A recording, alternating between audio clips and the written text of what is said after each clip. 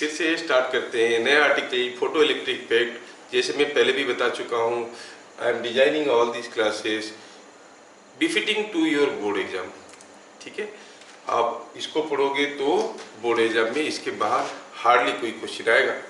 ठीक है, थोड़ा ध्यान से देखना। Let us start with this very interesting chapter photo electric effect. आगे बढ़ते हैं, आप लोग तैयार हो? चलो हो जाओ। पहला क्वेश्चन आता है, क्या है ये photo electric effect? What is mean by photo electric effect? क्या है फोटो इलेक्ट्रिक इफेक्ट? जब किसी एक मेटल सरफेस पे विजिबल लाइट गिरता है तो लाइट के गिरने से लाइट में क्या होते हैं? फोटोन्स होते हैं। उस फोटोन का एनर्जी को लेके मेटल का कुछ इलेक्ट्रॉन जंप करके बाहर आ जाते हैं। ये फेनोमेनन को क्या कहते हैं? Photo electric effect. The phenomenon of ejection of electrons from metal surface by incidence of visible light is called photoelectric effect। क्या लिखेंगे? The phenomenon of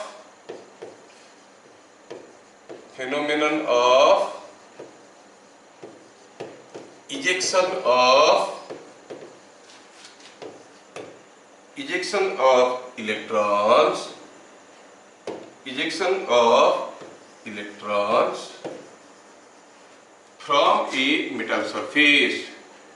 from a metal surface by incidence of visible light is called photo electric effect. कितना आसान। पर यहाँ पर मैं एक चीज बताना चाहूंगा, क्या सिर्फ विजिबल लाइट, हमारा जो लाइट है जो हम देख रहे हैं, वो जो लाइट गिरेगा तभी मेटल से खाली इलेक्ट्रॉन निकलते हैं क्या? दूसरा electromagnetic wave like X ray, gamma ray, radio wave, microwave, ये सब गिरेगा तो नहीं निकलते हैं क्या? हाँ, ये सब गिरने से भी इलेक्ट्रॉन्स निकलते हैं, लेकिन वो इफेक्ट को फोटो इलेक्ट्रिक इफेक्ट नहीं बोलते हैं। फोटो इलेक्ट्रिक इफेक्ट कब कहते हैं? जब लाइट गिरेगा, विजिबल लाइट गिरेगा और इलेक्ट्रॉन्स निकल के बाहर आएंगे तो हम इसको कहेंगे photo electric effect. So you have seen the definition. Late us go for the next point. What you mean by work function?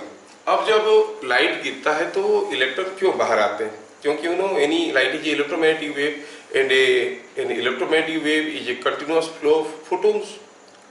Light रे जा रहा है, मतलब सोचो कि ढेर सारे फोटोन चल रहे हैं। This is what is called particle theory of light can be considered as movement of continuous flow of photons. Photons जा रहे हैं, तो जब लाइट गिरता है फोटोन्स भी गिरते हैं। Photons are what? Their energy packets. वो जब जाके अंदर गिरे, जो मेटल का इलेक्ट्रॉन है, अगर वो इलेक्ट्रॉन उस फोटोन को ऑब्जर्व कर लिया, खा लिया, तो क्या होगा? फिर the electron observes energy, it jumps to higher orbit. अगर इतना ज्यादा एनर्जी वो लिया कि वो जंप करके मेटल की सरफेस से बाहर आ गया तो हम कहेंगे फोटो इलेक्ट्रिक इफेक्ट। इफेक्ट को क्या कहेंगे? Photo electric effect. तो फिर ये वर्क फंक्शन क्या हुआ? वर्क फंक्शन क्या हुआ? अगर इलेक्ट्रॉन को कितना एनर्जी देंगे, हम वो इलेक्ट्रॉन को कितना एनर्जी देंगे? कौन से इलेक्ट्रॉन को? मेटल इलेक्ट्रॉन को कितना एनर्जी देंगे कि जस्ट निकल के सरफेस तक आएगा, जंप करके बाहर नहीं जाएगा, सरफेस ऑफ मेटल तक आएगा, उसको हम कहेंगे work function. So what is work function? Work function, जिसको हम आगे W लिखने वाले हैं, is defined as the amount of energy required,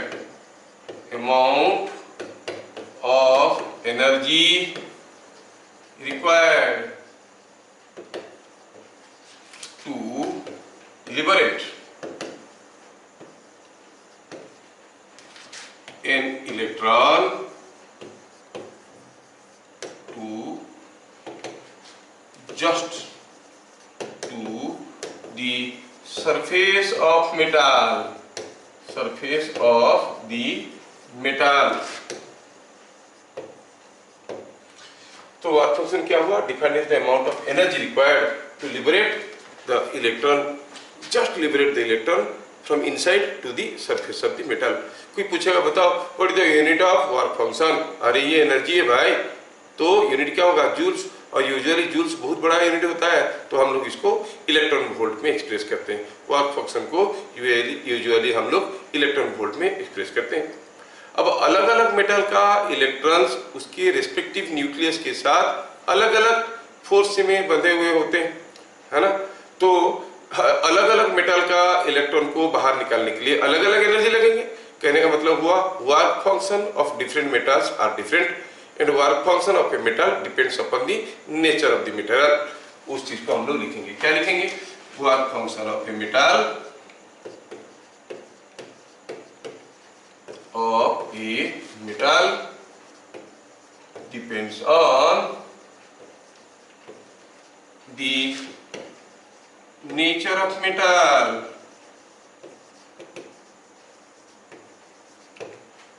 It is different for different metals. अलग अलग मेटल के लिए वर्क फंक्शन ज्यादा होगा, है ना।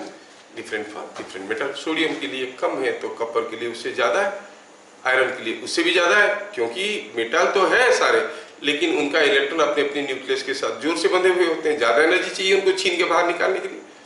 तो what is work function? It is defined as the amount of energy required to liberate an electron just to the surface of the metal, ठीक है।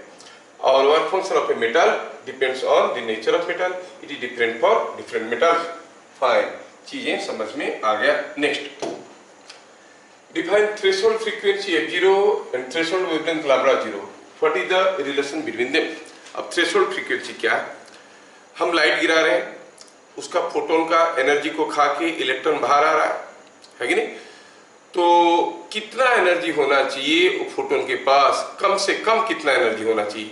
जितना एनर्जी चाहिए उसको बाहर निकालने के लिए कम से कम कितना एनर्जी होना चाहिए फोटोन के पास कि इलेक्ट्रॉन उसको खा के बाहर आएगा? उतना जितना खा के इलेक्ट्रॉन बाहर आता है। क्या है वो एनर्जी? Work function. मतलब minimum energy of the photon required. Photon का मिनिमम एनर्जी क्या होना चाहिए कि इलेक्ट्रॉन सरफेस तक आएगा? That should be equal to the work function of the metal, ठीक है। तो क्या लिखेंगे?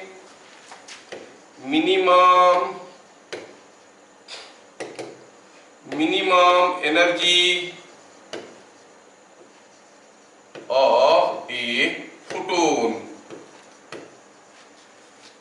to liberate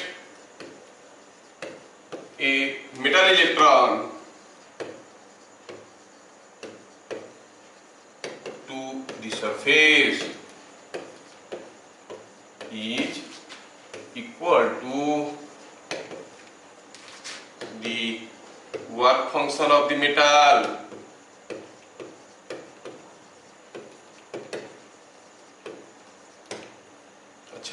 तो फिर minimum energy of the photon कहेंगे energy of photon must be equal to work function. Minimum energy of photon, minimum energy of photon should be equal to work function. लेकिन energy of photon का क्या formula है? Energy of photon in terms of frequency उसका formula क्या होता है? In terms of frequency उसका formula होता है HF। अगर फ्रीक्वेंसी F है, इलेक्ट्रोमैग्नेटिक वेव का, लाइट का फ्रीक्वेंसी F है, तो हम कहेंगे energy of the photon is HF। That must be equal to work function. तो ये मिनिमम कितना होना चाहिए? H तो कांस्टेंट, तो HF का मिनिमम वैल्यू क्या हो गया? Work function. तो F का मिनिमम वैल्यू क्या हो गया? It is W by H। This minimum frequency of incident light for which electrons are just liberated to the surface of the metal is called the threshold frequency. This is called threshold frequency F0। तो मिल गया definition हमें। क्या कहेंगे definition में? The minimum frequency of incident light, minimum frequency of incident light for which photoelectric effect takes place called threshold frequency.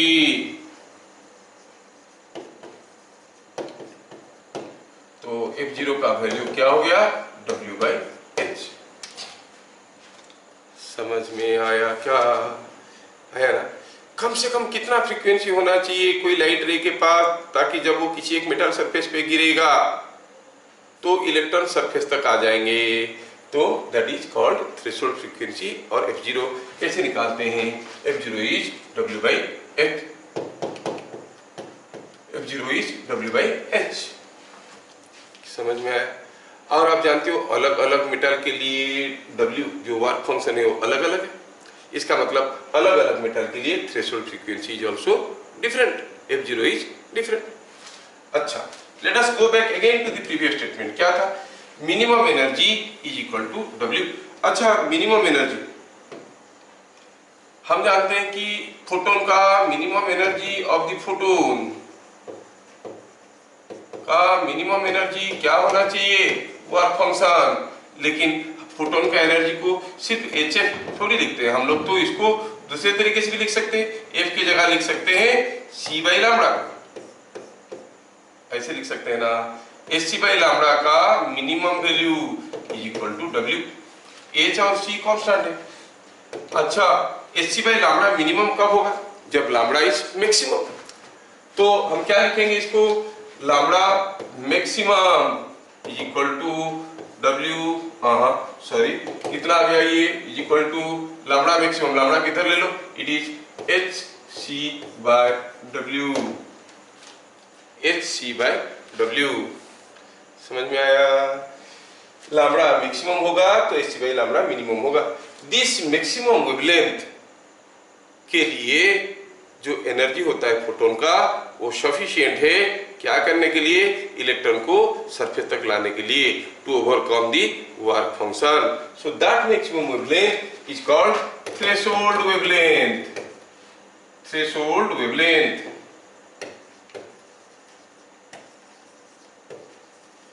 क्या नाम देते हैं इसको हम लोग? How you denote? You call it λ0। तो थ्रेशोल्ड वेवलेंथ क्या हो गया? हम कहेंगे threshold wavelength, the maximum wavelength of incident light for which photoelectric effect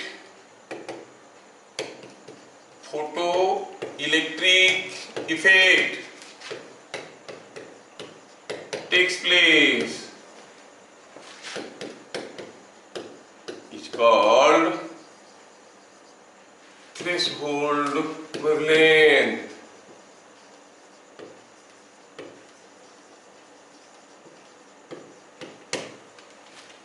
Is that clear? Threshold wavelength क्या हुआ समझ में आया? बस डिफरेंस याद रखना है। जब हम थ्रेशोल्ड फ्रीक्वेंसी की बात कर रहे थे हम लिख रहे थे the minimum wavelength of minimum frequency of incident light. जब थ्रेशोल्ड वेवलेंथ की बात लिख रहे हैं तब लिख रहे हैं maximum wavelength of incident light, है ना? तो क्या पता चल गया? पता ये चल गया कि as W is different for different metals, therefore F0 and λ0 are different for different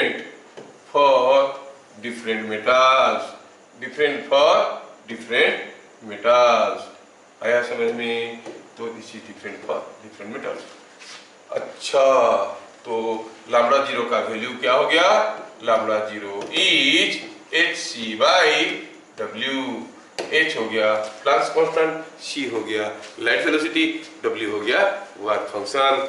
और आपको याद होगा Hc का वैल्यू क्या था? 12400 याद है क्या? हाँ, अच्छा ठीक है, देख लेंगे। तो अगर हम इसको लिखेंगे 12400 by work function in electron volt is equal to lambda in Armstrong. याद होगा तो आप कर सकते हो। अगर लैम्ब्डा आर्मस्ट्रांग में चाहिए तो 12SC के जगह 12400 ले लो, वर्क फंक्शन को इलेक्ट्रॉन वोल्ट में ले लो। ठीक है, याद रहे। यहाँ पर मैं बताना चाहूंगा कि lambda in angstrom is equal to 12400 by W in electron volt. बस ये हम लोग इलेक्ट्रोमैग्नेटिक वेव्स पढ़ते वक्त देखे थे, तो आप कर लिए।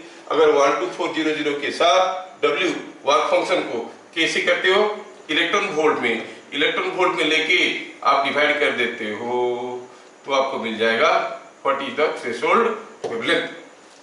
मान लो कि कोई एक मटेरियल का वर्क फंक्शन है 5 इलेक्ट्रॉन वोल्ट, बताओ थ्रेशोल्ड फ्रीक्वेंसी कितना है, 12400 बाई 5। जो भी आंसर आएगा वो आर्मस्ट्रांग में आएगा, इतना वेवलेंथ। समझ में आ रहा है क्या? यस। फिर पूछा था इस क्वेश्चन में, but before I go for the next point of this question, हमें क्या करना है, हमें थोड़ा इसको स्पेस बनाना है, जगह बनाना है। यस। नाउ फिर क्वेश्चन में क्या पूछा था, देखो तो क्वेश्चन में पूछा था what is relation between them, मतलब F0 और लैम्डा 0 के बीच में। और ये तो सिंपल है, हम जानते हैं कि F0 और lambda 0 both refer to the same electromagnetic wave, जो गिरने से फोटोइलेक्ट्रिक इफेक्ट होता है। तो हम कहेंगे relation between F0 and lambda 0 is F0 lambda 0 is equal to C। समझ में आया? दो इंपॉर्टेंट चीज बताया मैं। अगर आपको वर्क फंक्शन दिया है, वेवलेंथ कैसे निकालेंगे आपको समझ में आता है ना? तो work function 12400 by work function in electron volt is equal to lambda angstrom. जैसे मैं आपको एक छोटा सा क्वेश्चन देता हूँ, your idea will be clear. A metal has work function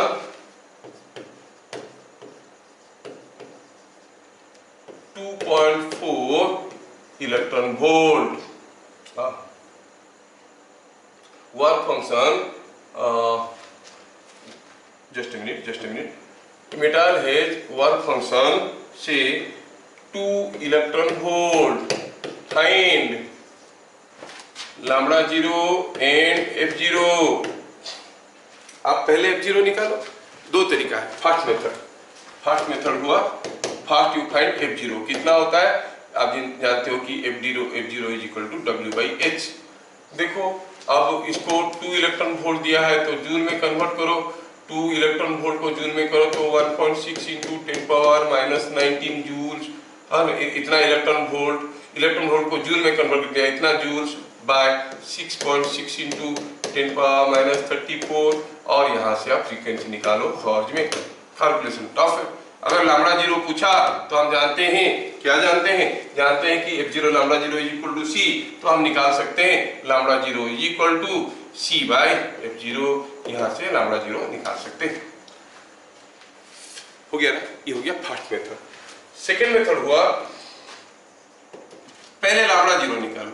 lambda 0 क्या हो गया, it is 12400 by work function in electron volt. 12400 by work function कितना दिया है, 2 इलेक्ट्रॉन वोल्ट, डिवाइड कर दो तो कितना हो गया 6200। आंसर किस में आएगा, आर्मस्ट्रांग में। सीधा आपको लैम्डा 0 मिल गया। Got it? सीधे आपको लैम्डा 0 मिल गया।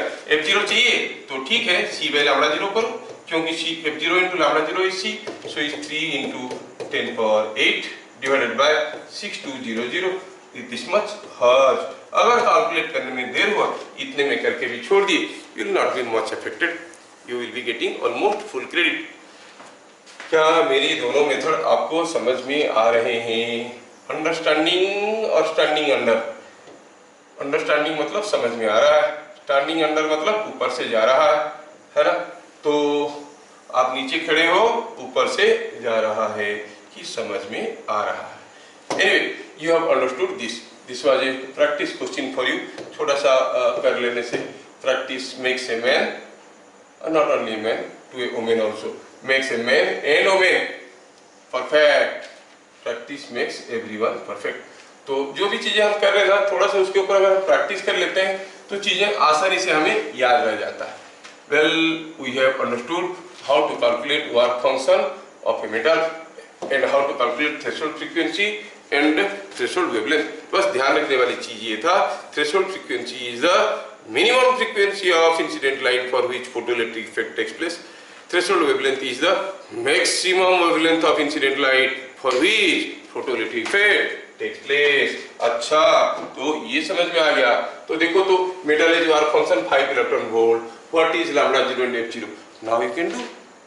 नहीं, अब कैसे करोगे? How will calculate lambda 0? सीधे आप कहोगे, अरे भैया ये चीज मुझे आता है, lambda 0 in Armstrong, lambda 0 किस में आएगा?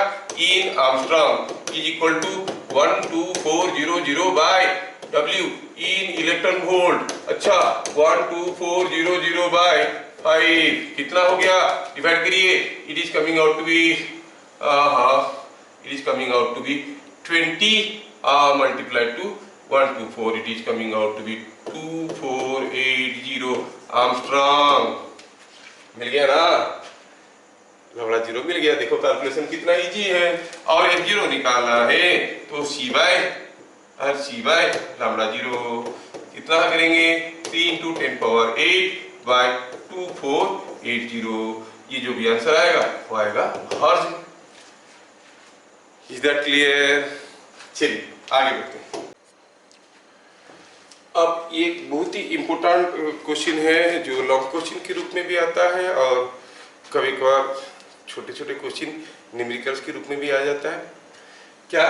State and explain Einstein's equation for photoelectric effect, plot variation of maximum kinetic energy of ejected electrons with frequency of incident light.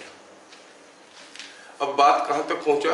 कोई electromagnetic wave like light is incident on the metal surface, उसकी अपनी अपनी photon की कुछ energy थे, उस energy को electron खाया और जम करके बाहर आया। तो फोटोन के पास अगर सिर्फ उतने ही एनर्जी होते जितने को लेने के बाद इलेक्ट्रॉन सिर्फ सरफेस तक आता तो फिर बात तो खत्म था।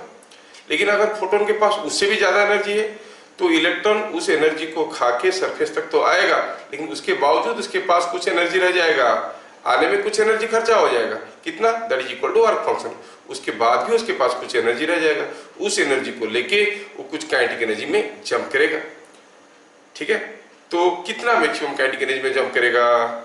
अब मान लो कि फोटोन के पास एनर्जी था x, वर्क फंक्शन हुआ w, मतलब x एनर्जी आया किसी इलेक्ट्रॉन के पास, वो बाहर निकला, बाहर निकलने में एनर्जी खर्चा हो गया w, तो x एनर्जी खाया, बाहर आते आते w एनर्जी खर्चा हो गया, बच गया कितना उसके पास? x minus w। उस एनर्जी जो बच गया उसको लेके वो जंप करेगा बाहर, मतलब मैक्सिमम काइनेटिक एनर्जी कितना लेके वो जंप करेगा? x minus w। यही है कहानी आइंस्टाइन फोटोइलेक्ट्रिक इक्वेशन का। तो दिखेंगे this equation means photoelectric equation is on the basis of conservation of energy, conservation of energy, ये याद रखना। If total energy, just a minute, if total energy of a photon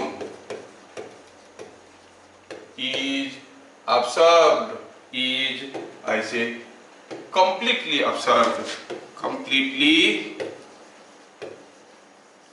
absorbed by a single metal electron, single metal electron, single metal electron,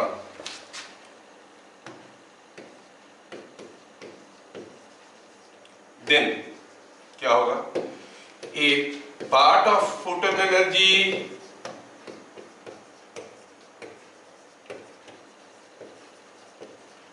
is consumed in overcoming the work function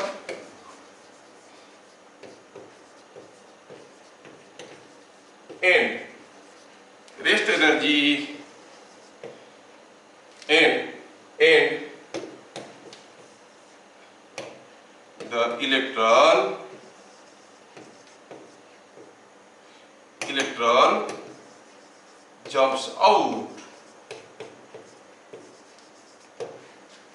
with rest energy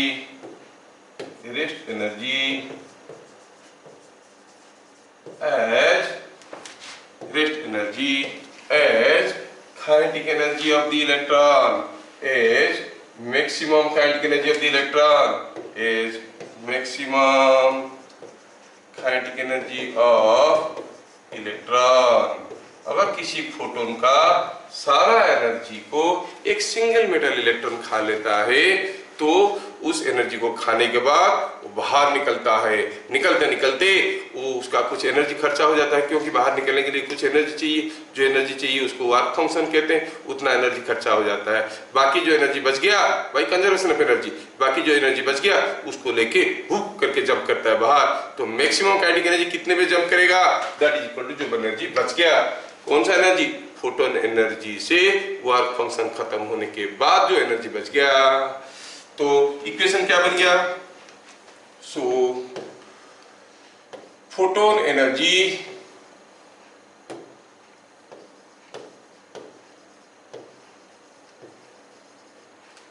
minus work function is equal to maximum kinetic energy, is equal to maximum kinetic energy. इसको अगर हम ढंग से लिखेंगे, for light of frequency F, energy of the photon कितना होता है? Photon का एनर्जी कितना होता है? HF। वर्क फंक्शन कितना होता है? HF0। क्या था F0? थ्रेशोल्ड फ्रीक्वेंसी, याद है ना? HF0। तो KE max, maximum kinetic energy with which the electrons may jump out of the metal surface, is given by photon energy HF minus HF0, H goes common और leave it like this। ये जो equation है, this is called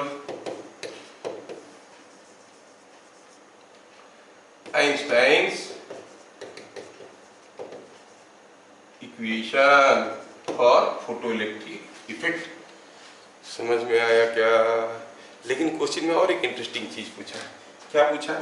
पूछा है कि plot करो variation of maximum kinetic energy of ejected electrons with frequency of incident light. देखो जो मैक्सिमम काइनेटिक एनर्जी होगा, ये maximum kinetic energy frequency of incident light के ऊपर डिपेंड कर रहा है। Frequency of light is F. तो आप कहोगे कैसे डिपेंड कर रहा है? ग्राफ प्लॉट करके दिखाओ। क्वेश्चन ऐसे बोला है, plot the variation of maximum kinetic energy with incident light frequency। ये बदलेगा तो क्या होगा? चलिए थोड़ा प्लॉट करने की कोशिश करते हैं। Let me try to plot the variation of maximum kinetic energy। चलिए प्लॉट करने की कोशिश करते हैं। Suppose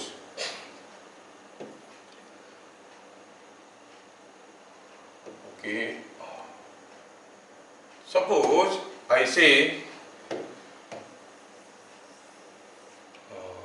this is called Einstein's photoelectric equation। Suppose हम प्लॉट करना चाहते हैं variation of maximum kinetic energy. I take a line like this। Here I take y-axis and then I take x-axis and I call them the maximum kinetic energy and I call them the maximum kinetic energy and the frequency of incident light। इधर मैं क्या लिख रहा हूँ? Ke max। इधर क्या ले रहा हूँ मैं? Frequency of incident light. थोड़ा देखो तो Ke max, ये जो इक्वेशन है, ये इक्वेशन है, इसको अगर मैं ऐसे लिखता हूँ, Ke max को y एक्सिस में लिया हूँ, y is equal to f को लिया हूँ x एक्सिस में, तो hf, और ये HF0 तो वर्क फंक्शन है ना, ये कांस्टेंट है। तो ये कुछ y इक्वल टू f को लिया हूँ क्या x एक्सिस में, तो f की जगह लिखता हूँ x। तो y equal to mx plus c form में, mx माइनस c फॉर्म में आया ना इक्वेशन, आया ना? Yes yes yes. तो हम क्या देख रहे हैं? ये डायग्राम, ये स्ट्रेट लाइन कैसे होगा? इसका स्लोप होगा h और y इंटरसेप्ट होगा नीचे। नेगेटिव आ रहा है, सी के पार्ट नेगेटिव आ रहा है। तो ठीक है, अगर ये बात है तो चलो हम इसको ड्रॉ करने की कोशिश करते हैं। तो कैसे होगा ड्रॉ? ये कुछ ऐसे ड्रॉ होगा, डायग्राम कुछ ऐसे बन जाएगा। आप कहोगे ये जो डायग्राम है ये दिखने में कुछ ऐसा रहेगा, ठीक है। मतलब इसमें जब मैक्सिमम काइनेटिक एनर्जी 0 है तब F का वैल्यू कितना है? ये 0 हो गया, HF इक्वल HF 0, मतलब this is representing the threshold frequency, ये वैल्यू, और this is what is the plot. ये लाइन का स्लोप कितना है? Slope is h, the diagram is like this. समझ में आया क्या?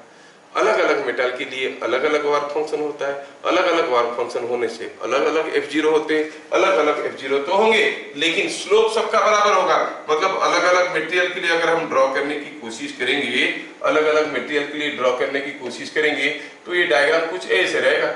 मतलब किसी दूसरा मेटल के लिए, मान लो कि ये कॉपर के लिए ड्रॉ किया, ये एल्युमिनियम के लिए ड्रॉ किया, तो दोनों के लिए जो F0 होगा वो अलग अलग होगा, ये अलग अलग होगा, लेकिन दोनों का स्लोप बराबर होने के कारण, दो लाइन का स्लोप बराबर है तो दोनों पैरेलल होंगे। समझाने के लिए बोल दिए, लेकिन ऐसे दो मेटेरियल का कंपेयर करने के लिए बोर्ड में तो आता नहीं है, आता है तो समझ लो। अगर आपको ड्रॉ करने के लिए कहा गया तो आप ड्रॉ करके ऐसे सिंगल फिगर दिखा सकते हो, ठीक है ना। So plot the variation of maximum kinetic energy with frequency. समझ में आया? यस, ये हो गई बात। ये आपको पूछा गया था निकालने के लिए, plot the variation of maximum kinetic energy of ejected electrons with frequency of incident light. यहाँ पे और एक एक्स्ट्रा चीज बताना चाहूंगा। जो फोटोन था उसका सारा एनर्जी को अगर एक इलेक्ट्रॉन खाया तो जब बाहर आएगा तब भी उसके पास कुछ एनर्जी बचेगा। सपोज जो फोटोन अंदर गया, 2-3 इलेक्ट्रॉन के साथ टकरा गया, सब थोड़े थोड़े खाए, हो सकता है कोई भी बाहर नहीं आएगा, है कि नहीं? कोई भी बाहर नहीं आएगा। इसका मतलब मिनिमम काइनेटिक एनर्जी कितना हो सकता है? मैक्सिमम काइनेटिक एनर्जी हो सकता है HF माइनस W और HF माइनस HF0, है ना। मिनिमम काइनेटिक एनर्जी क्या हो सकता है? मिनिमम क्या निकलेगा नहीं तो मिनिमम काइनेटिक एनर्जी क्या होगा? 0। तो हम कहेंगे ये याद रखना है कि minimum kinetic energy of ejected electrons, minimum पूछता नहीं है काइनेटिक एनर्जी, फिर भी लिख देते हैं ऑफ इजेक्टेड इलेक्ट्रॉन्स इज 0। ये चीज को याद रखना, ये बड़ा इंपॉर्टेंट है।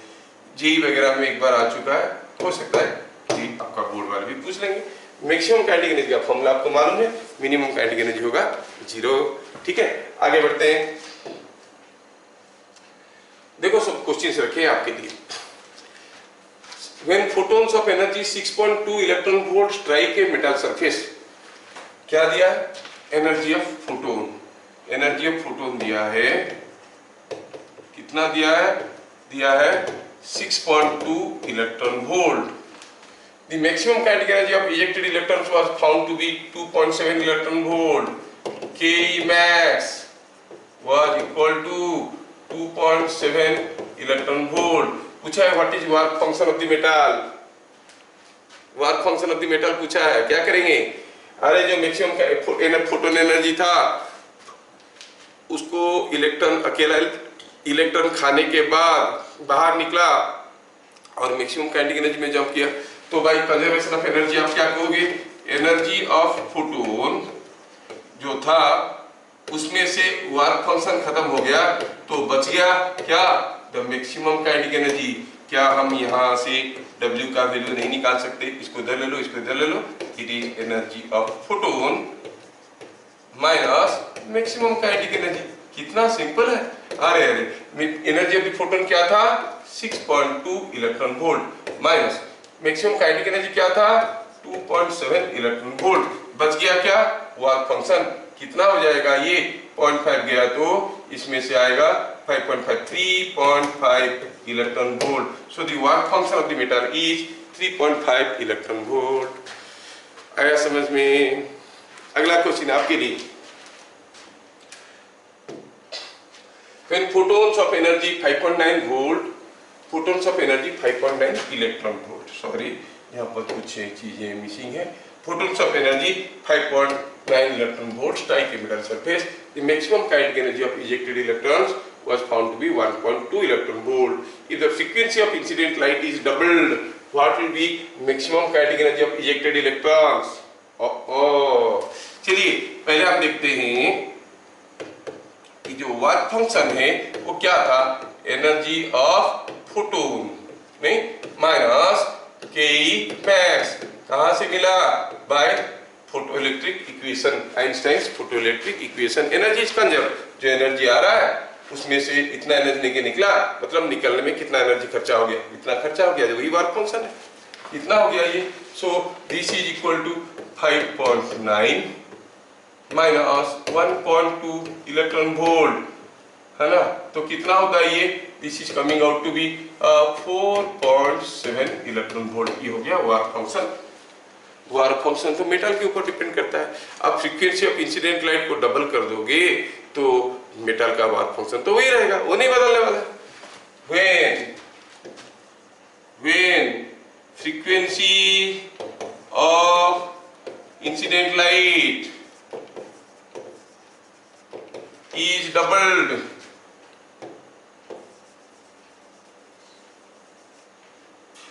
एनर्जी ऑफ द फोटोन क्या हो जाएगा, ये जो एनर्जी ऑफ द फोटोन था वो क्या होता है, HF होता है. F डबल हो गया, F डबल हो गया तो एनर्जी ऑफ फोटोन भी डबल हो जाएगा. कितना हो जाएगा, is equal to F double हो गया ना, frequency of incident light is double, frequency of incident light is double, F double हो गया. इसका मतलब अभी क्या हो जाएगा, एनर्जी जब फ्रीक्वेंसी F था, एनर्जी था फोटोन का 5.9, डबल हो गया, is 2 into 5.9 is equal to कितना हो गया ये, it is coming out to be 12 minus 2 11.8 electron volt. समझ में आया. When the frequency of incident light is doubled, photon energy is also doubled. क्यों, क्योंकि photon energy HF, F double कर दी, F डबल कर दिए तो एनर्जी भी डबल हो गया. ओहो, डबल हो गया एनर्जी. अब क्या हो जाएगा बताओ, अब पूछा है what is the maximum kinetic energy of the ejected electrons.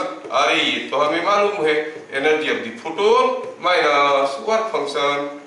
Work function तो कितना है, पहले जितना था उतना है, बिकॉज मेटल तो वही है ना, किसी मेटल के नेचर के ऊपर डिपेंड करता है. तो हम कहेंगे ये कितना हो गया, देखो तो हम कहेंगे अभी energy of the photon double हो गया है, लेकिन वर्क फंक्शन जो था वही है. वर्क फंक्शन कितना था, work function was how much, it was equal to 4.7 electron volt. Energy कितना हो गया फोटोन का, 11.8 minus 4.7 is equal to 7.1 electron volt. So the maximum kinetic energy of the ejected electrons will be 7.1 electron volt. देख लो, समझ में आ जाना चाहिए.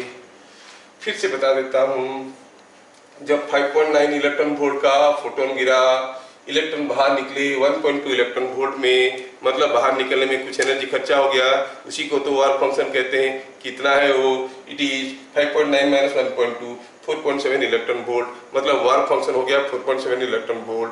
जब फ्रीक्वेंसी ऑफ इंसिडेंट लाइट को डबल कर दिए, फोटोन का एनर्जी होता है HF, F को डबल कर दिए, फोटोन का एनर्जी डबल हो जाएगा. था कितना, 5.9 हो गया, डबल मिल गया 11.8 इलेक्ट्रॉन वोल्ट. अब इलेक्ट्रॉन को बाहर निकालने में कितना एनर्जी खर्चा होता है, तो फिक्स्ड है, मेटल के ऊपर डिपेंड करता है. कितना है, अरे उसी को तो वर्क फंक्शन कहते हैं. कितना है, दैट इज 4.7 इलेक्ट्रॉन वोल्ट. तो 11.8 से 4.7 माइनस कर दिए, बाकी जो बच गया उसको लेके इलेक्ट्रॉन टुपक करके बाहर निकलेगा. और क्या होगा maximum kinetic energy, 7.1 electron volt. I hope you understand. Late us go for the next. Metal has work function 3.5 electron volt. Light of wavelength 2480 Armstrong is incident on it. With what maximum kinetic energy electrons will be ejected from it? What will be minimum kinetic energy of ejected electrons? अच्छा, solution में क्या दिया है, दिया है कि lambda दिया गया है 2480 आर्मस्ट्रांग. क्या हम एनर्जी निकाल सकते हैं, एनर्जी ऑफ फोटोन क्या होता है, Hc बाय लैम्बडा. तो अगर हम लेंगे 12400 बाय 24 80, तो आंसर मिलेगा इलेक्ट्रॉन वोल्ट में। थोड़ा सिंप्लीफाई करिए तो कितना हो रहा है, ये तो 124 से ही काट देते हैं, ऊपर आ जाएगा 124, काट दिए तो हो गया 100, नीचे हो गया तो 20, that is 5 electron volt. So energy of the photon is 5 electron volt. और क्या दिया है, वर्क फंक्शन दिया है, कितना दिया है, वर्क फंक्शन दिया है 3.5 इलेक्ट्रॉन वोल्ट। पूछा है मैक्सिमम काइनेटिक एनर्जी कितना होगा, ये बातें सिंपल है, सबको आता है। कितना एनर्जी दिए हम, 5 इलेक्ट्रॉन वोल्ट, बाहर निकलने में कितना खर्चा हो गया, 3.5 इलेक्ट्रॉन वोल्ट, बच गया कितना, 1.5 electron volt. So the maximum kinetic energy with which the electron will jump out is given by 1.5 electron volt. कैसे निकला, फ्रॉम आइंस्टाइन्स फोटोइलेक्ट्रिक इक्वेशन। कैसे निकालते हैं, थोड़ा एलाबोरेटली बताइए सर, आप जंप करके जाते हैं, हम लोग को कैसे समझ में आएगा। अरे आएगा, क्या होता है ये, energy of photon minus work function. पीछा है फिर what will be minimum kinetic energy. Minimum kinetic energy क्या होता है, थोड़ी देर पहले बताए थे, अगर वही फोटोन का एनर्जी को एक अकेला इलेक्ट्रॉन खाएगा तो जंप करके बाहर आएगा, पूरा एनर्जेटिक बनेगा। लेकिन अगर 2-3 इलेक्ट्रॉन मिल बांट के खा लिए, कोई भी बाहर नहीं आएगा, मिनिमम काइनेटिक एनर्जी होगा 0। आया समझ में। चलिए अगला चीज देखते हैं, how maximum kinetic energy ejected, maximum kinetic energy of ejected electrons change with increase in frequency and increase in wavelength and increase in incident intensity of incident light। हमें मालूम है कि जो मैक्सिमम काइनेटिक एनर्जी है that is given by photon energy, energy of photon minus work function. ये तो constant है। अब इस चीज को हम लिख सकते हैं HF माइनस W, और दूसरे तरीके से भी लिख सकते हैं, F के जगह क्या लिख सकते हैं, 1/c/λ, so it is Hc/λ minus W। अब देखो, अगर फ्रीक्वेंसी बढ़ेगा बाय इंक्रीजिंग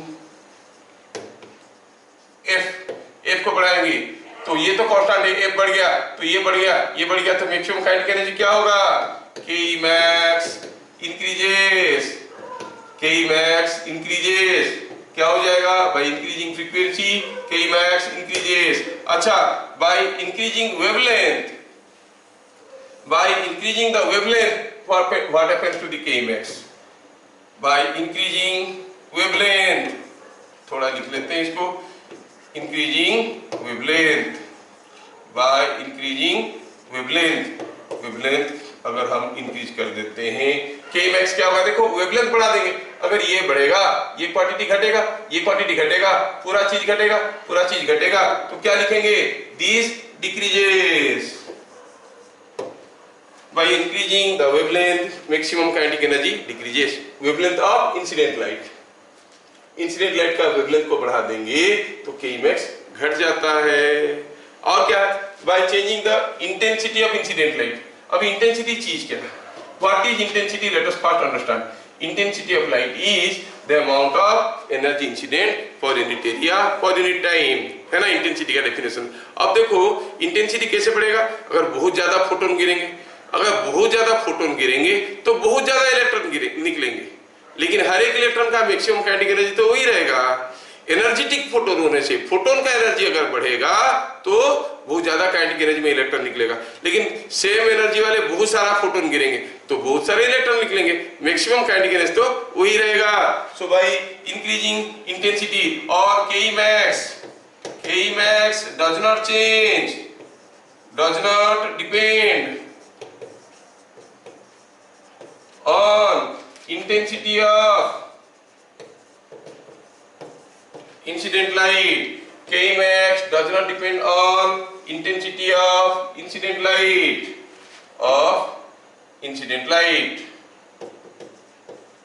ठीक है।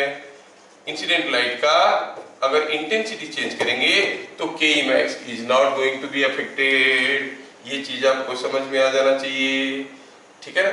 Kmax is not affected by increasing the intensity or decreasing the intensity, maximum kinetic energy is not going to change। Fine, समझ में आया, बड़ा इंपॉर्टेंट क्वेश्चन है, देख लो। अगला आगे बढ़ते हैं, In a photo tube, define stopping potential. How it changes with change in intensity and frequency of incident light. ये आपको याद रखना। कोई फोटो ट्यूब में मैं एक्सप्लेन नहीं कर रहा हूं, क्योंकि एक्सप्लेन करेंगे तो हो सकता है it will take more time. आपको फोटो ट्यूब का एक्सप्लेनेशन नहीं आएगा, आपको क्या आएगा, खाली एक ग्राफ प्लॉट करने के लिए आएगा। ग्राफ को याद रखना है, भूलना मत, ये ग्राफ को बहुत इंपॉर्टेंट है। ये ग्राफ में हम क्या लिए हैं, we have taken the photo current in along y axis, we have taken photo current along y axis। ये करंट है, स्मॉल आई लिखते हैं, small I. Photo current IP क्या है, आईपी इज फोटो करंट, ठीक है। और इधर क्या है, इधर से हम ले रहे हैं किसके साथ, with frequency of incident light, ठीक है। अच्छा, हमें तो स्टॉपिंग पोटेंशियल बताना था, सॉरी, पहले मैं स्टॉपिंग पोटेंशियल बता दूं, फिर मैं ये करता हूं। क्या हुआ, स्टॉपिंग पोटेंशियल क्या है, ठीक है, इसको बताओ, जरूरत नहीं, sorry for the wrong approach. हमें पहले बताना चाहिए था मुझे व्हाट इज स्टॉपिंग पोटेंशियल। अब देखो, इलेक्ट्रॉन्स जंप करके निकल रहे हैं। कोई फोटो ट्यूब में होता क्या है, I show you. In case of A photo tube, ऐसा एक वैक्यूम ट्यूब रहता है, ठीक है। यहाँ पे क्या करते हैं कि एक कैथोड है और यहाँ पे एक एनोड है, इसको कैथोड कहते हैं। See the negative terminal is joint to the cathode, positive terminal is connected to the anode.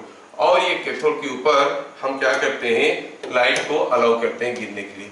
Light गिरना शुरू करता है। जब लाइट गिरना शुरू करता है इसके ऊपर, तो यहाँ से इलेक्ट्रॉन कूद के निकलते हैं बाहर, इलेक्ट्रॉन जंप करके बाहर निकलने लगे। अब ये जो वोल्टेज है, इस वोल्टेज के चलते क्या हुआ, ये हाई वोल्टेज है, लोअर वोल्टेज है, ये हाई वोल्टेज है, लोअर वोल्टेज है, यहाँ पर एक इलेक्ट्रिक फील्ड बनता है हायर से लोअर पोटेंशियल की तरफ। ये जो इलेक्ट्रिक फील्ड है, आप जानते हो, ये जो निकल रहे हैं, क्या निकल रहे हैं, इलेक्ट्रॉन्स है। Electrons experience a force in the opposite direction of electric field. तो क्या हुआ, ये इलेक्ट्रॉन्स को जब खींचता है तो ये इलेक्ट्रॉन क्या करते हैं, ऐसे ऐसे ऐसे होते होते यहाँ पे आके पहुंचते हैं। इधर से आया, ऐसे आके पहुंचा। So the electrons follow different paths and reach the anode. जैसे इलेक्ट्रॉन पहुंचे, इधर से आए, ऐसे आए, electrons are moving like this.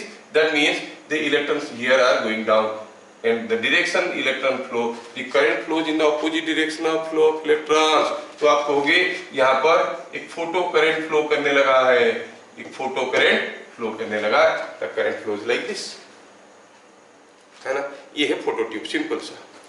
आप देखे होगे आपका रेस्टोरेंट वगैरह में, टॉयलेट वगैरह में, अगर आप किसी एक नल के नीचे हाथ दिखाओगे तो ऑटोमेटिकली क्या होता है, पानी गिरना शुरू होता है, क्योंकि वहां पर वही अरेंजमेंट रहता है। एक ट्यूब रहता है, कोई लाइट सोर्स से लाइट इसके ऊपर गिरता रहता है, आप हाथ लगा दिए, लाइट गिरना बंद हो गया, चलना शुरू हो जाता है, ठीक है। तो वो यूजेस के बारे में हम लोग डिटेल्स में देखेंगे कभी फुर्सत में। अभी तो हम लोग बोर्ड की तैयारी कर रहे हैं, समझ में आया क्या, है ना।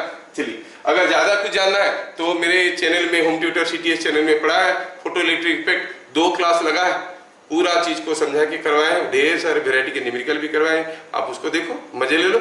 लेकिन अभी नहीं, अभी तो बोर्ड एग्जाम है। चलो ठीक है, तो क्या हुआ, यहां से इलेक्ट्रॉन जंप करके निकले और यहाँ पर ऐसे गया।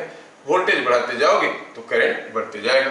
अगर हम प्लॉट करने की कोशिश करेंगे how is the variation of photo current, तो हम देखेंगे जैसे जैसे हम वोल्टेज बढ़ाएंगे, ज्यादा इलेक्ट्रॉन जो यहाँ से निकल रहे हैं, वो इलेक्ट्रॉन जो निकल रहे थे, कोई इधर भाग रहा था, कोई इधर भाग रहा था, वोल्टेज बढ़ाएंगे, इलेक्ट्रिक फील्ड स्ट्रांग हो जाएगा, सारे को खींचना शुरू करेगा, more and more current will flow, more and more electrons will reach anode.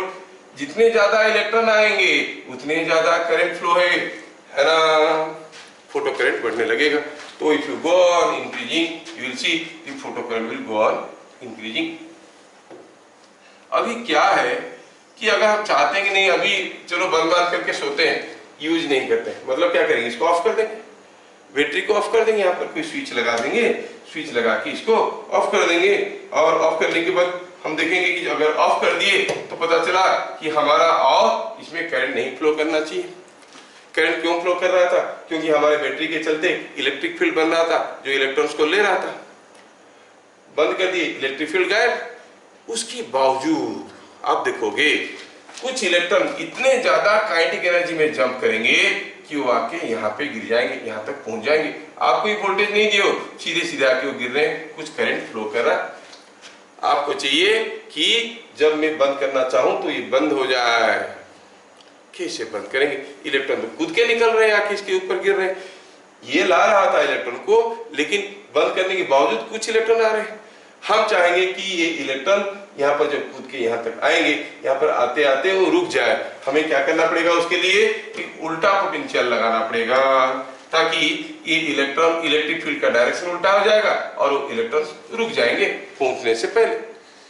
तो अगर हम बैटरी के पोलैरिटी को उल्टा कर देते हैं, सपोज ये समझ में आया। अभी हम इसको बंद करना चाहते हैं, मतलब हम चाहते हैं कि कोई करंट फ्लो ना करे। उसके लिए हमें क्या करना पड़ेगा? हमें उसी ट्यूब के अंदर जो इलेक्ट्रॉन जंप करके कैथोड से एनोड तक जा रहे थे, उनको रोकने के लिए हमें एक उल्टा इलेक्ट्रिक फील्ड लगाना पड़ेगा। देखो बैटरी का पोलैरिटी बदल गया है, अब इधर पॉजिटिव इधर नेगेटिव। अब इलेक्ट्रॉन यहाँ से कूदा, जाने की कोशिश कर रहा है, लेकिन इलेक्ट्रिक फील्ड अभी ऐसा है, वो हरदम इलेक्ट्रॉन को उल्टा डायरेक्शन में ढकेलता है। तो ये इलेक्ट्रॉन जाके इधर जाने की बजाय ऐसे मुड़ के वापस आ जाएगा, पहुंचेगा नहीं तो करंट फ्लो नहीं करेगा। Are you getting my point?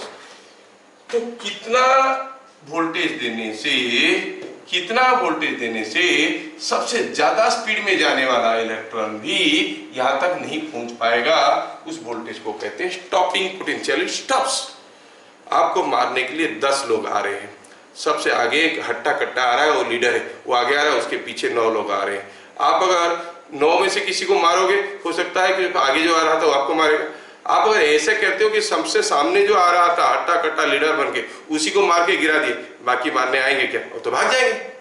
तो सबसे ज्यादा स्पीड में जाने वाला इलेक्ट्रॉन को अगर हम रोक देते हैं by applying a reverse electric field, उल्टा electric field, by changing the polarity of the battery, तो फिर और कोई इलेक्ट्रॉन तो जा नहीं पाएगा, क्योंकि मैक्सिमम काइनेटिक एनर्जी वाला रुक गया, उससे कम काइनेटिक एनर्जी वाला कहां जा पाएगा। तो इतने सारा डिस्कशन के बाद मैं चाहूंगा कि स्टेटमेंट का आंसर हम क्या लिखेंगे। अगर यही क्वेश्चन आ गया, what will write? The minimum reverse potential required to stop the most energetic photoelectron before reaching the anode. Minimum reverse potential मतलब उल्टा पोटेंशियल डिफरेंस रिक्वायर्ड क्या करने के लिए? टू स्टॉप किसको? सबसे ज्यादा एनर्जेटिक इलेक्ट्रॉन को, फोटो इलेक्ट्रॉन को, before reaching the anode is called stopping potential. Stopping potential कैसे निकालते हैं स्टॉपिंग पोटेंशियल को? अगर इलेक्ट्रॉन को हम कहेंगे स्टॉपिंग पोटेंशियल Vs हो गया स्टॉपिंग पोटेंशियल। कोई इलेक्ट्रॉन इतना पोटेंशियल डिफरेंस में जाएगा तो कितना एनर्जी खर्चा हो जाएगा? EVS। इतना एनर्जी खर्चा होते होते उसका सारा काइनेटिक एनर्जी खर्चा हो गया। किसका? Most energetic electron. Most energetic electron का सारा काइनेटिक एनर्जी मतलब मैक्सिमम काइनेटिक एनर्जी, वही खत्म हो गया। तो EVS is equal to Ke max। तो ये जो Vs है कितना हो जाएगा? Ke max by E। समझ में आया क्या? और Ke max का तो फॉर्मूला आपको पहले से मालूम है, क्या है? HF minus HF0। तो स्टॉपिंग पोटेंशियल इज दिस। ये आंसर किस में आएगा? वोल्ट में आएगा। अगर Ke max है इलेक्ट्रॉन वोल्ट में, usually Ke max electron volt में होता है, तो स्टॉपिंग पोटेंशियल निकालने का तरीका क्या हुआ? हम कहेंगे if Ke max is x electron volt, then stopping potential stopping potential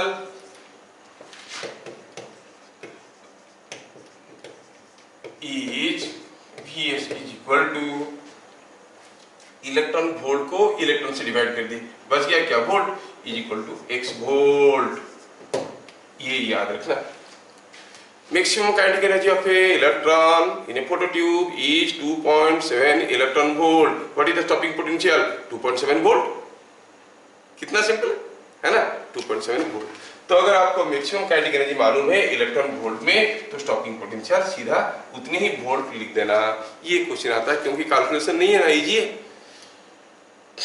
बस आपको समझ में आया कि नहीं आया जानने के लिए मैं अगर कहूं कि सपोज दी वर्क फंक्शन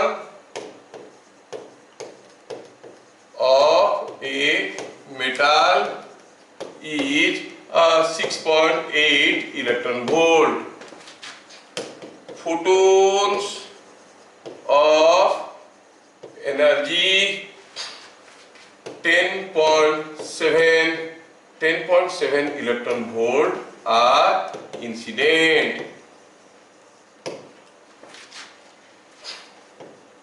Find, क्या निकालना है, स्टॉपिंग पोटेंशियल। स्टॉपिंग पोटेंशियल कितना होगा, अच्छा ऐसा है तो हम कहेंगे पहले निकालेंगे what is maximum kinetic energy. पहले हम निकालने की कोशिश करेंगे what is maximum kinetic energy, है ना। एक बार हमको maximum kinetic energy of the electron मिल गया, we know the most energetic electrons kinetic energy, तो फिर उसको रोक लेंगे, बाकी कुछ रुक जाएगा, बाकी सब कुछ रुक जाएगा। मैक्सिमम काइनेटिक एनर्जी कौन बताएगा, इट इज फोटो इलेक्ट्रिफिकेशन। क्या आप बोल सकते हो, हाँ बोलो बोलो बोलो बोलो, क्या होगा, it is energy of photon minus work function that is 10.7 minus 6.8, कितना हो गया 4, it is 3.9 electron volt.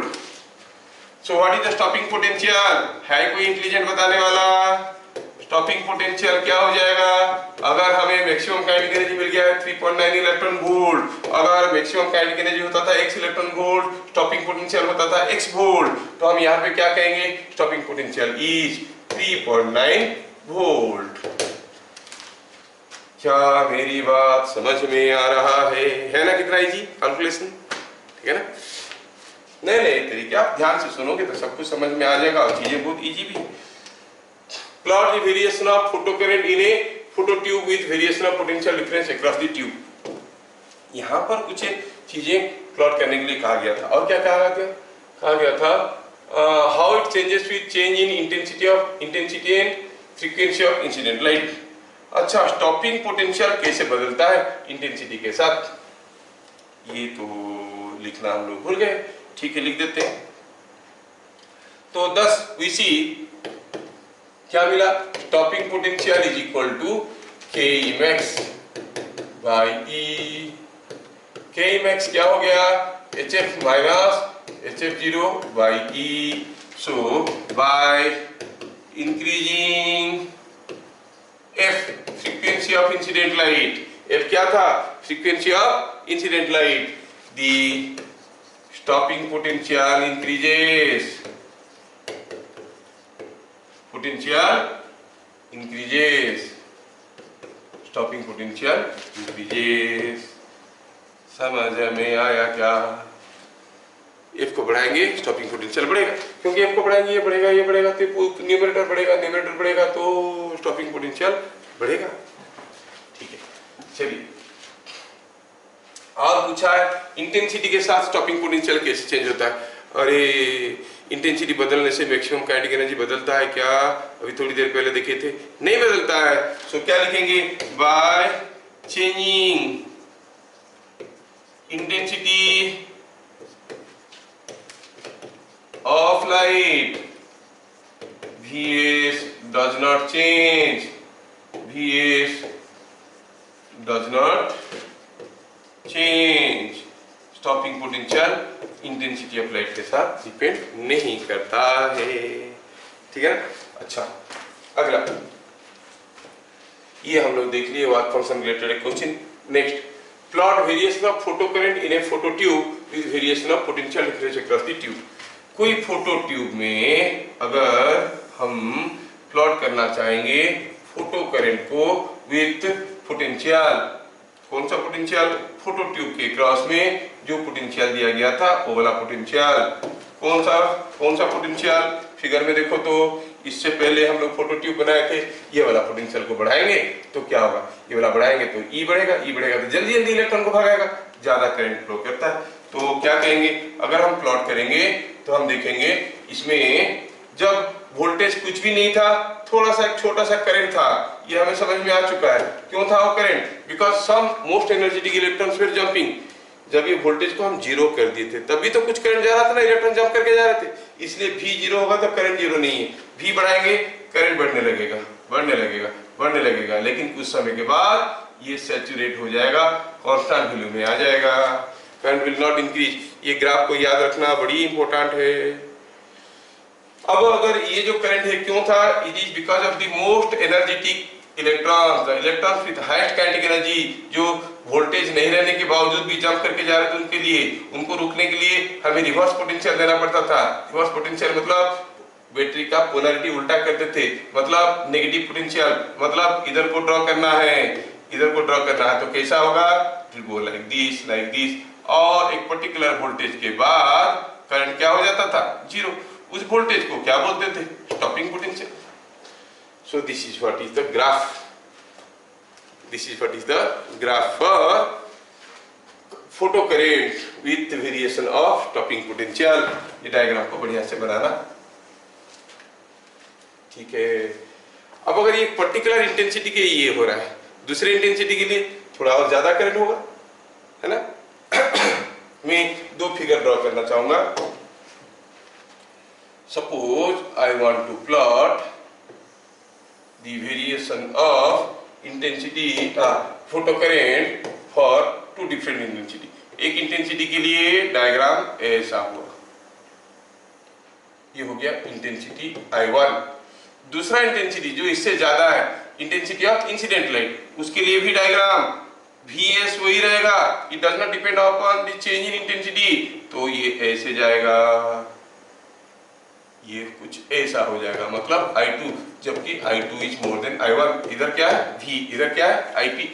So by increasing intensity, what you observe, by increasing intensity the photocurrent is increasing, saturation photocurrent is increasing, but Vs is remaining same।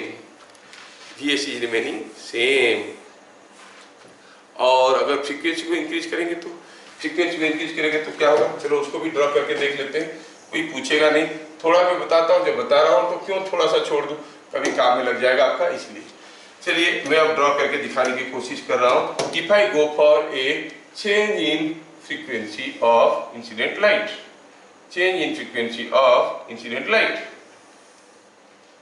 तो एक particular frequency of incident light के लिए diagram कुछ ऐसे हुआ, ये था IP, ये था V, ये था फ्रीक्वेंसी से F1 के लिए, F के लिए और F1 के लिए। अब फ्रीक्वेंसी को बदल दिए हम लोग, F2 कर दिए। By changing frequency, the current is not going to change. Photo current is not going to change. Photo current will remain same. And how will be the diagram? Diagram will be same, like this, like this, like this, like this, like this, like this, like this. लेकिन stopping potential will change. ये देखो stopping potential था Vs1, अब frequency हो गया F2, stopping potential हो गया Vs2, इसमें F2 is more than F1, तो आप कहोगे stopping potential is also increasing. Remember the diagrams, frequency of incident light बढ़ेगा, F क्या है, frequency of incident light, frequency of incident light बदलेगा तो ये डायग्राम ऐसे होगा। ये थोड़ा कॉम्प्लिकेटेड है, बहुत रेयरली आता है। इंटेंसिटी ऑफ इंसिडेंट लाइट को ड्रॉ करेंगे अलग अलग इंटेंसिटी के लिए, तो डायग्राम इसलिए होगा। तो यहाँ पे फोटो इलेक्ट्रिक इफेक्ट की नेसेसरी फंडामेंटल खत्म हो जाते हैं। मजे लो, इतना ही पढ़ो, इससे बाहर कुछ भी पढ़ने की जरूरत नहीं। आपका सारा long question, 1 mark question, 2 mark question, 3 mark question, सब कुछ इसमें कवर हो गया। फिर मिलेंगे अगले चैप्टर में, तब तक के लिए जय हिंद।